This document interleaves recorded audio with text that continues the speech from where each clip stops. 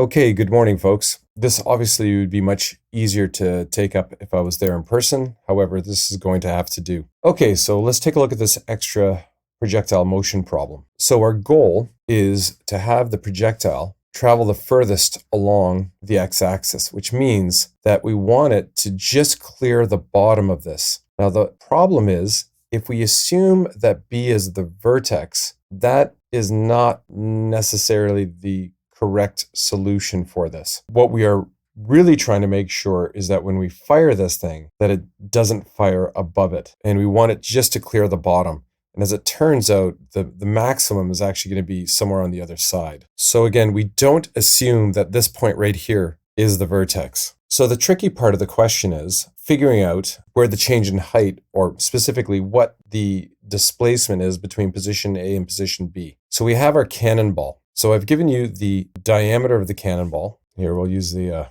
brighter highlighter here. So we have the diameter of the cannonball. We have the height at position A, which is measured from the bottom of the opening of the cannon. We know our initial position along the x-axis. We know the final position along the x-axis, or at least position B. We know the length of this support column here. And we know the diameter, and this is the outer diameter of the loop, as well as we know what the width of the loop is, because the loop's going to have some thickness. And then, of course, it's going to land somewhere over here. Okay, so in the given section, I just really wrote down given information. So the diameter of the cannonball, the height at A, the length of the support pole, the diameter of the loop, the width of the loop, so on and so forth. So with our diagram, I simplified it a little bit further, so it was a little easier to see what was going on. So we have to find the height at position B before we can go on to anything else. So that's the first step we're going to do, is we're going to take a look at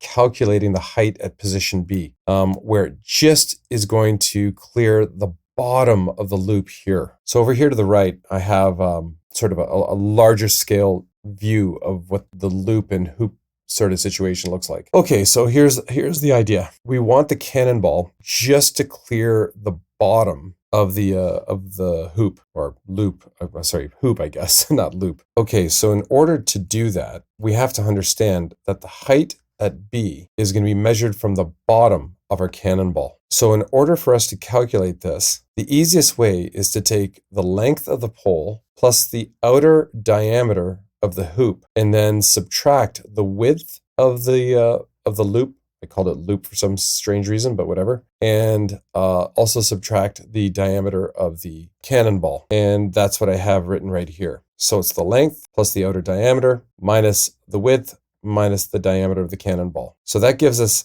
HB, height at position B, of 2.25 meters. And technically that should be positive. Okay, so the next step. We know that it's launched at an angle of 30 degrees. But we don't know what VA is yet. So we have to break up VA into its X and Y components. And this is going from position A to position B. So the VAY is going to be related to sine, and it's pointing up. The VAX is going to be, since it's the adjacent side, it's related to the cosine. And let's make that correction there. That is to the right. So the next step is we need to get an expression for the time slash VA using the Y component and the X component. Now, why we have to use both components, you'll see in a moment. So let's take a look at the Y component information first. So we know that the displacement in the Y is going to be the height at B minus the height at A, which is your 2.25 minus your 1.2, which gives us 1.05 meters. Our VY1 is just our VAY, which is going to be VA sine of 30, which works out to 0.5 times VA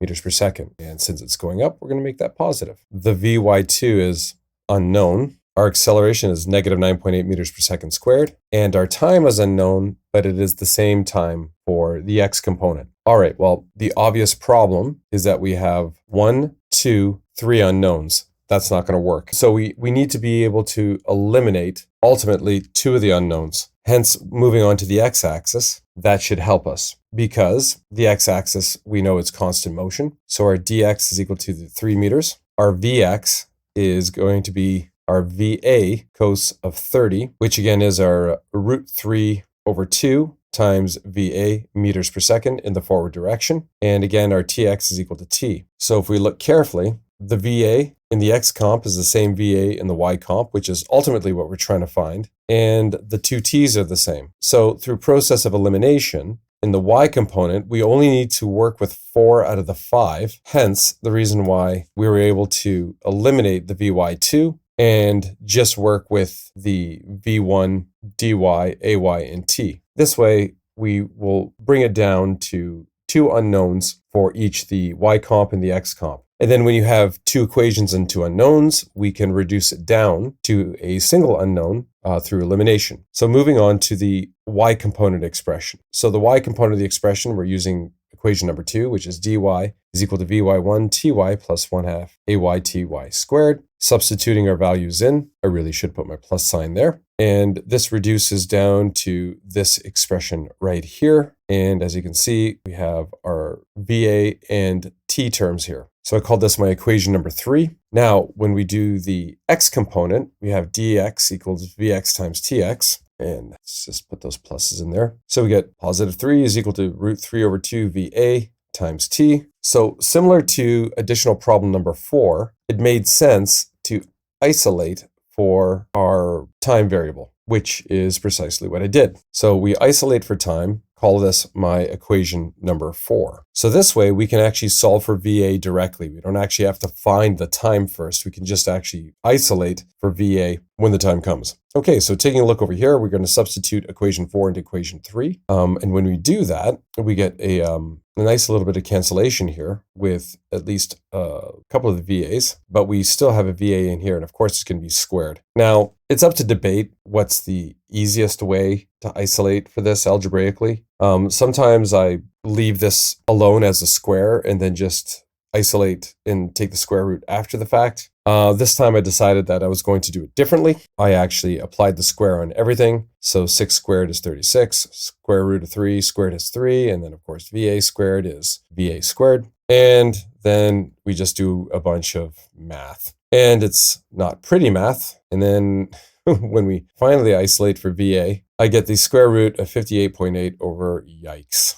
That's really not pleasant. So it's really debatable whether or not this expression is easier to use than this one. So I decided to go with the extra 3 sig fig scenario for the rest of it, but it is pretty ugly. So any case, this is our VA value. So our VA value is to 4 sig figs is going to be 9.285 meters per second, right 30 degrees up. Okay, so now that we have our initial launch velocity, the next step is we actually have to find our position C. So now what we're going to do is we're going to go from position A to position C this time. I suppose we could have gone from B to C, but there really wasn't much of an advantage there because actually there was no advantage because then we would have to find the velocity at position B. Ridiculous. So it didn't make sense to do that. Unlike previous questions, if position B was at the vertex, that'd be great, but it wasn't. See, position B is actually ahead of the vertex. The vertex is actually over here. So that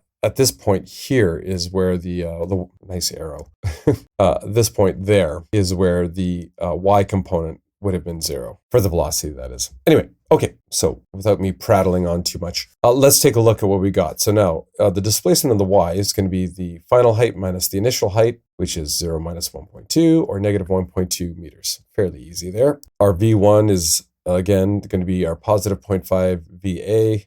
And ugly, ugly, ugly, but that's not terribly difficult. Hardest part is just not messing up the orders of the values. Of course, VY2 we don't know, and spoiler alert, we didn't use it. AY is negative 9.8. TY is equal to T again. Obviously, this T is not the same as the one before. I probably could have used a different variable like TAC or something like that, but whatever, I think you get the point. And then when we look at the X comp, the displacement of the X is the final position minus the initial, which is XC minus 0, which is just going to be XC. Our X component is equal to root 32 VA, which is that ugly number, keeping the root 3 in there to make it marginally less ugly. Okay, so we're looking for XC, but we need time. Now, fortunately for the Y component, we actually have this value, we've got that value, and we got this value here. So we can easily find time using equation number 2. And then once we find time, then we can find our position along the x there. So, of course, we're going to have to use the quadratic formula. So isolating for t algebraically is not going to be particularly possible. And forgot my subscript there. Got that fixed.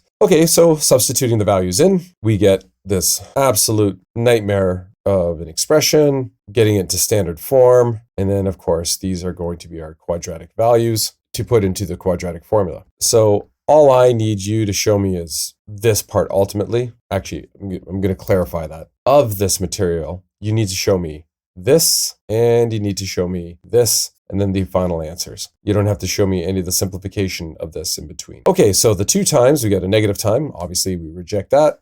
And then the positive time is the one that we accept, and that's the one that we're going to use to figure out what xc is. So scooching over here, trying to find xc using the x comp. So we got dx equal to vx times tx. That gives me xc is equal to this ugly number times that disgusting number, which gives me this really ugly number. And turns out that that thing is quite far away. I have no idea what this is here, so we'll delete that.